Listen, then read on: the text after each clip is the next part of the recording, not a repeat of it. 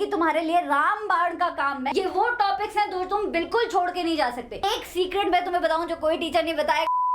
तुम्हें क्या लगता है, मुझे समझ में नहीं आता है कि जो स्कूल में पुराने चैप्टर्स थे वो तो अभी तक तुम्हारे दिमाग में घुसे नहीं है और ट्यूशन में नए नए चैप्टर्स के टेस्ट शुरू हो गए। मुझे ये भी पता है कि ये तुम्हारी जिंदगी का अब तक का सबसे इंपॉर्टेंट एग्जाम है और प्रेशर बिल्ड होना तुम पे शुरू हो गया है। हर दिन तुम्हारे बोर्ड एग्जाम तुम्हारे और करीब आते जा रहे हैं और तुम्हें लग रहा है कि इतना सारा सिलेबस इतने कम टाइम में होगा कैसे। लेकिन आज की वीडियो में मैं बताने वाली हूँ तुम्हें प्रैक्टिकल तरीके। अगर तुमने इन तरीकों को 10 अगस्त से भी फॉलो करना शुरू कर दिया ना, मैं लिख के देती हूँ कि तुम्हारे 95% बोर्ड में लाने से कोई नहीं रोक सकता। नंबर 1 पॉइंट, सबसे पहले तो किसी और का चुराया हुआ टाइम टेबल या चुराई हुई स्ट्रैटेजी फॉलो करना बंद करो। हर स्टूडेंट यूनिक होता है, चाहे वो एवरेज हो चाहे वो टॉपर हो। तुम किसी और की स्ट्रैटेजी से पढ़ोगे तो एवरेज ही रह जाओगे। वीकली स्केड्यूल बनाओ या फिर डेली स्केड्यूल बनाओ। एक रात पहले ही डिसाइड कर लो कि कल तुम्हें क्या पढ़ना है, क्योंकि एक रात पहले तुम्हें सबसे ज्यादा क्लैरिटी होगी कि कल तुम्हारा टाइम कहां कहां जाने वाला है। इसीलिए मैं बोलती हूँ कि डेली स्केड्यूलिंग या वीकली स्केड्यूलिंग करो। डेली स्केड्यूलिंग वीकली स्केड्यूलिंग का मतलब ये नहीं है कि तुम्हारे ब्रॉड ऑब्जेक्टिव्स क्लियर नहीं होने चाहिए। अगस्त के महीने में अगर तुम्हें 4 चैप्टर साइंस के कंप्लीट करने हैं तो वो तुम्हारी डेली स्केड्यूलिंग के पार्ट होने चाहिए। ऐसा अगर तुमने अक्टूबर तक कर लिया ना तो आई प्रॉमिस यू अक्टूबर में तुम सैंपल पेपर सॉल्व कर लोगे पूरे के पूरे विदाउट ये एक्सक्यूज दिए कि यार ये चैप्टर तो हमें आता ही नहीं है, हमारे स्कूल में हुआ ही नहीं है। रही बात नोट्स की, नोट्स का बड़ा पंगा रहता है यार। मैम बनाए नहीं बनाए, बनाए तो कैसे बनाए और किसी और के नोट से पढ़े तो किसके नोट से पढ़े। नोट्स तुम्हें खुद के बनाने हैं। हिस्ट्री के सारे चैप्टर के नोट्स बनाने हैं, चाहे तुम क्लास 9th में हो क्लास 10th में हो। साइंस के सारे चैप्टर्स के नोट्स बनाने हैं।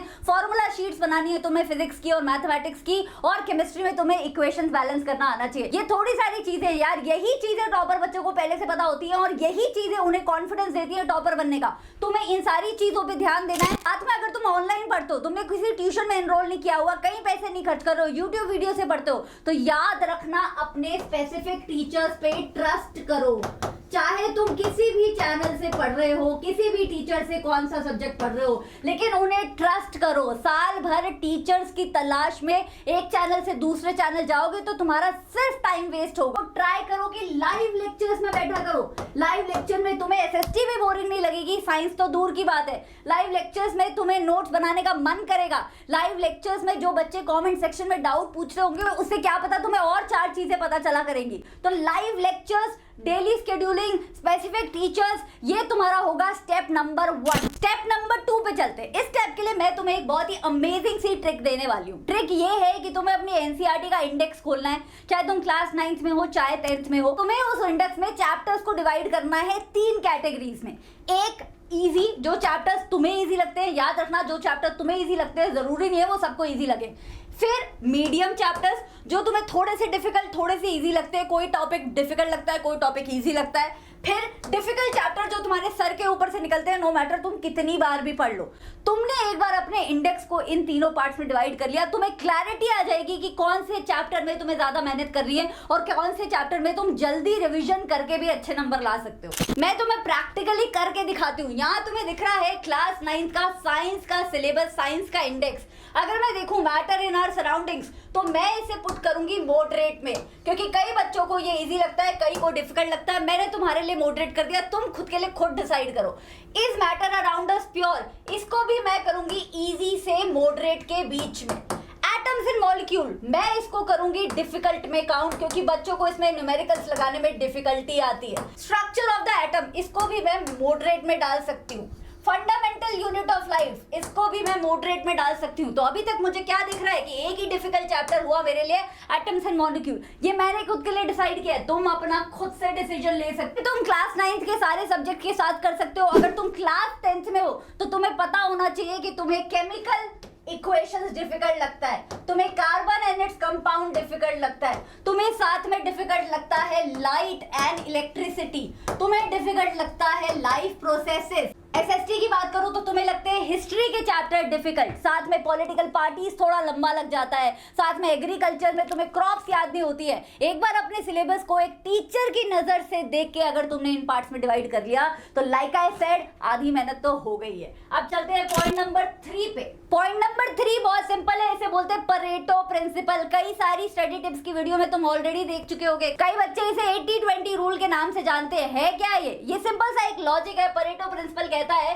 कि 80% एफर्ट हम जिन चीजों में डालते हैं वहां से हमें सिर्फ 20% रिटर्न आता है, और 20% हम जिन चीजों में डालते हैं वहां से हमें 80% रिटर्न आ जाता है। इसका क्या मतलब है? इसका मतलब ये है कि हमारे क्लास 9th और 10th के सिलेबस में कुछ ऐसे टॉपिक्स हैं जिन्हें अगर हमने रिवाइज कर लिया तो हमारे 80% तो पक्के हैं। तो जो बच्चे अभी 40 से 60 के बीच में स्ट्रगल कर रहे हैं उन बच्चों को परेटो प्रिंसिपल आज से ही फॉलो करना है और उस 20% को सबसे पहले कंप्लीट करना है जो तुम्हें पेपर में 80% मार्क्स देने वाला है। इसके लिए मैंने लिस्ट बनाई है क्लास 9th और 10th के लिए एसएसटी और साइंस के सारे चैप्टर्स के इंपॉर्टेंट टॉपिक्स मैंने तुम्हारे लिए डिस्क्रिप्शन बॉक्स में अटैच कर दिए हैं। उस लिस्ट को जरूर डाउनलोड कर लेना, वो करेगी तुम्हारे लिए रामबाण का काम। मैं यहाँ पे दिखा देती हूँ। यहाँ 10th के लिए मैंने सिविक्स के इंपॉर्टेंट टॉपिक्स तुम्हें दे रखे हैं। पावर शेयरिंग में फॉर्म्स ऑफ पावर शेयरिंग जरूरी है, जेंडर रिलीजन में इंडिया सेकुलर क्यों है जरूरी है। यही सारे टॉपिक्स अगर तुम पढ़ने बैठोगे तुम्हारा पूरा चैप्टर 1 घंटे में खत्म हो जाएगा, तुम्हें पता भी नहीं चलेगा। चलो एक एग्जांपल उठा लेते, जेंडर रिलीजन एंड पॉलिटिक्स। अगर तुमने डिवीजन ऑफ लेबर एक्चुअली होता क्या है पढ़ा, कितना टाइम लगा? 5 मिनट। फेमिनिज्म की डेफिनेशन याद की, कितना टाइम लगा? 5 मिनट। ये भी मैं ज्यादा बोल रही हूँ। फिर तुमने कम्युनलिज्म पढ़ा कि होता क्या है, कितना टाइम लगा? 5 मिनट। कम्युनलिज्म के आउटकम पढ़े, 5 मिनट। इंडिया सेकुलर क्यों है, 5 मिनट। कास्ट इन पॉलिटिक्स पढ़ा, चलो 10 मिनट लग गए। पॉलिटिक्स इन कास्ट पढ़ा, चलो 10 मिनट लग गए। क्या हो गया? हो गया ना, घंटे भर में चैप्टर खत्म। ऐसे पढ़ना होता है, ये होता है परेटो प्रिंसिपल। इसे आज से ही फॉलो करना शुरू करो, 3 महीने में रिजल्ट दिखना तुम्हें शुरू हो जाएगा। चलते एक और इंटरेस्टिंग पॉइंट की तरफ। तुम्हें पता है एवरेज और टॉपर बच्चों में क्या डिफरेंस होता है? टॉपर बच्चा कभी भी ये सवाल नहीं पूछता है कि मैम एक दिन में कितने घंटे पढ़े। उसे ऑलरेडी पता होता है कितने घंटे पढ़ना है एक दिन में, और वो फिक्स टाइम नहीं है, वो टाइम है जिसमें आपका सिलेबस कंप्लीट होता है। आज तुमने कार्बन एंड इट्स कंपाउंड पढ़ने की सोची है तो तुम्हें ऑब्वियसली 5 घंटे पढ़ना पड़ेगा, लेकिन आज अगर तुमने इंडिया साइज एंड लोकेशन पढ़ने का सोचा है तो तुम्हारा काम 1 घंटे में हो जाएगा। तो कितने घंटे पढ़े, इससे डम सवाल कोई नहीं हो सकता। लेकिन हैविंग सेड दैट, अगर तुम ऑनलाइन वीडियो से पढ़ते हो, यूट्यूब की टीचर्स की वीडियो से देख के पढ़ते हो, तो जब भी कोई चैप्टर पहली बार पढ़ा करो तो वो 1x स्पीड पे ही लगा के, ओरिजिनल स्पीड पे ही पढ़ा करो, साथ साथ नोट्स बनाया करो। अगर उसे दोबारा पढ़ रहे हो, रिवीजन के लिए पढ़ रहे हो, जो कि बहुत जरूरी है रिपीटेड रिवीजन, तो तुम उसे 1.5x या 2x की स्पीड पे लगा के पढ़ सकते हो। तो हाँ, लेकिन ऑनलाइन लेक्चर्स जब तुम देखते हो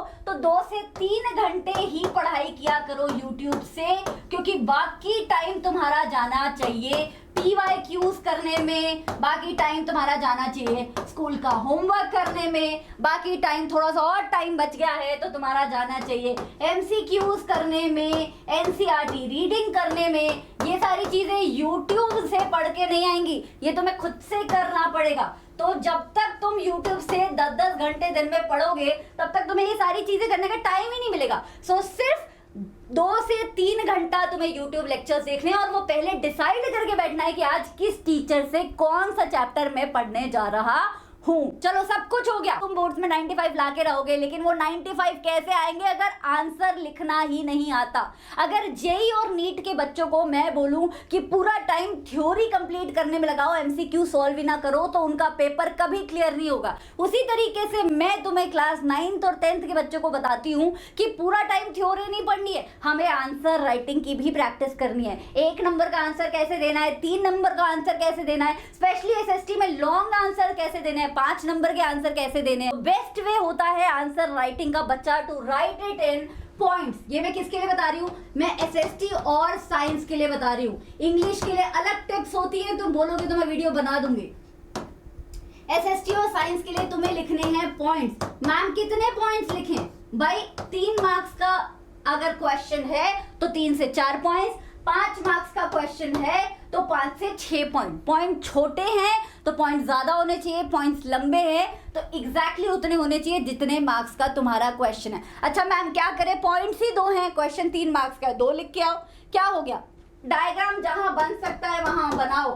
3 से 5 मार्क्स के क्वेश्चन में तुम्हें डायग्राम बना लेना चाहिए, चाहे क्वेश्चन में पूछा है कि नहीं। इलैबोरेट डायग्राम मत बनाओ जब तक क्वेश्चन में नहीं पूछा है, लेकिन डायग्राम जरूर बनाने की हैबिट डालो।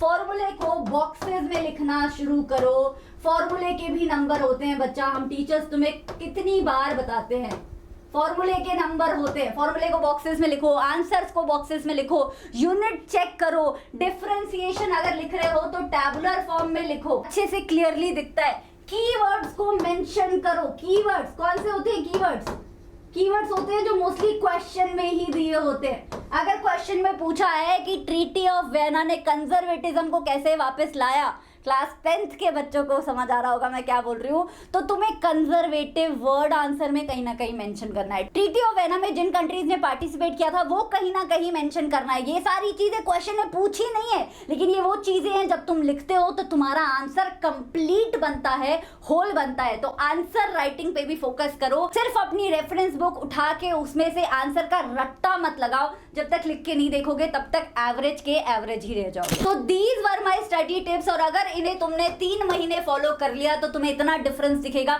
कि बोर्ड में 95 से ऊपर ही आएंगे, 1 नंबर कम नहीं आएगा। अच्छा, अब मैं बता दूं, इस वीडियो के डिस्क्रिप्शन में टेलीग्राम का लिंक है, जैसे कर सकते हो ज्वाइन तो कर लेना, वहां पे ऐसी अपडेट आती रहती हैं। एंड मेरी तुम्हारे लिए ये सारी की सारी वीडियोस रेडी है, और ये सारी वीडियोस कोई पुराने बैचेस की नहीं है, नए बैचेस की हैं, नए रैशनलाइज कंटेंट की है। तो चाहे क्लास 9th की साइंस हो, क्लास 10th की साइंस हो, क्लास 9th की एसएसटी हो, या फिर क्लास 10th की एसएसटी हो, सब कुछ तुम्हें यही मिल जाएगा। तो मिलते हैं अगले लाइव लेक्चर में, नोट्स बनाते हैं साथ में, फोड़ते हैं बोर्ड्स को, चाहे क्लास 9th का फाइनल एग्जाम क्यों ना हो। I will see you next time. Don't forget to subscribe to the channel. Bye bye and take care.